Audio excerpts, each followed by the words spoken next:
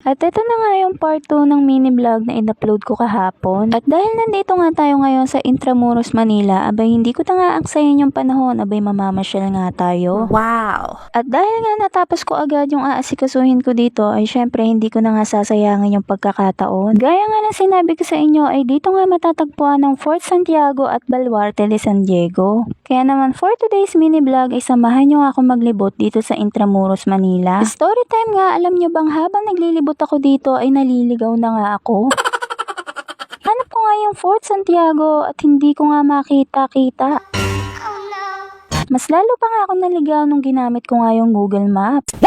Hindi ko nga alam kung gusto niya ngang mapalapit ako sa pupuntahan ko o gusto niyang mapalayo pa nga ako lalo.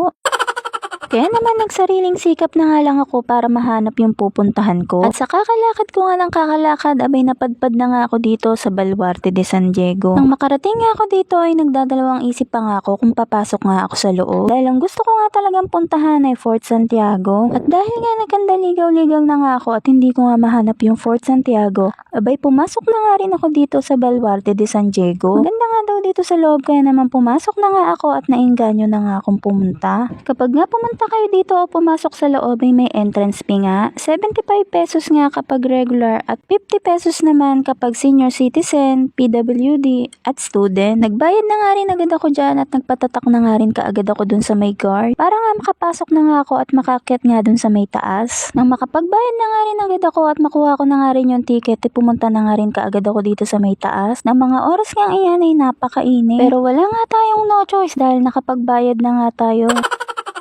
Pero buti na nga lang may dala nga akong cup at hindi nga masyadong maiinitan yung ulo ko. Dahil nga mas mabilis sumakit yung ulo ko kapag sobrang init. Anyways, dahil nga ginusto ko to ay for the go na nga tayo. Umakyat na nga ako dito sa may hagdanan at nandito na nga ako sa may taas. At habang naakyat nga ako sa taas, sabay medyo nalulula na nga ako. Medyo natatakot kasi ako kapag sobrang taas na. At ito na nga yung pinakaloob ng Baluarte. Kung mapapansin nyo ay meron siyang bilog na malaki. At kung titingnan ninyo yung bilog ay may mga division nga yan. Tapos, meron nga din mga butas at hagdanan dyan. Hindi nga pwede makababa dyan dahil nga merong harang. Kaya naman, ayan lang yung makikita natin for today's video. At baka naman matanong nyo pa ako kung anong history nito. Abay, mag-search na nga lang kayo kung ano nga mga nangyari dito. Anyways, papakita ko nga sa inyo kung gaano nga kalaki at kalawak yung lugar na to. O diba, napakabongga kung sa ating lupain to.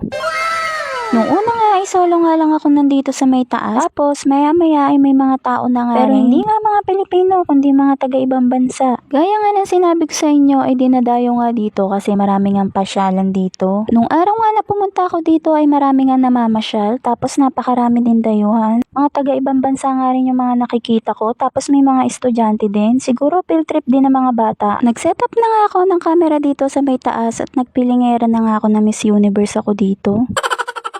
Feel na feel ko nga at saktong-sakto naman dahil hindi ko rin naman kilala yung mga kasama ko. Solo nga lang pala ako ng mga time na yan. Alam nyo naman yun dahil nandun yun sa part 1. Kaya naman sariling sika para makapag-video ng sarili natin. Sa sobrang lawak nga at sobrang laki dito ay gustong gusto ko nang sumigaw para nga mabawasan man lang yung stress na dinadala-dala ko. Nagtingin-tingin na nga ako dyan at naghanap nga ako kung saan ako pwede maglakad para nga kahit pa maano ay may aura man lang ako kahit kakaunti. Nag-setup na nga uli ako ng camera dyan at kahit nga mainit ay for the go pa nga rin tayo. Basta nga maka-aura nga tayo at magkaroon nga kahit kaunting video. Malamang sa malamang, pag uwi ko nga nito sa Laguna ay sunog na naman ang balat ko. Pero dead man na nga lang dahil alang-alang sa pagbablog.